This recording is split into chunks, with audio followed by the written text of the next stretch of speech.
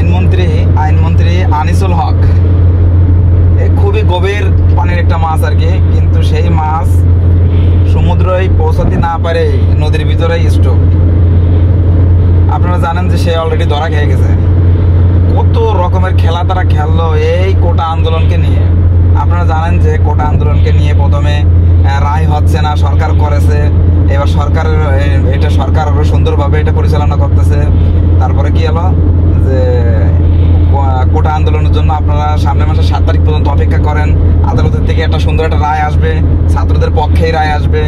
কত রকম ক্ষমতা টিকিয়ে রাখার জন্যে কত রকমের কথাবার্তা তারা বললো, কিন্তু এক পর্যায়ে দেখা গেল কি যে সেই 7 তারিখের রায় ঘুরোই নিয়ে এসে ইমার্জেন্সি রায় কি হলো, বন্ধের দিন রায় ঘোষণা করলো। বোঝা গেছে শুধু ক্ষমতা টিকে রাখার জন্য। বাপেরও বাপ আছে, কথাটা মনে রাখতে হবে।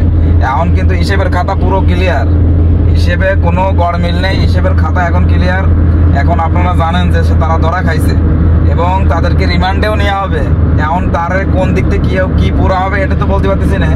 বাকি দেখেন হাজার হাজার কোটি টাকা যারা লুটপাট করছে, এখন এই লুটপাটের টাকাটা কারা খাবে?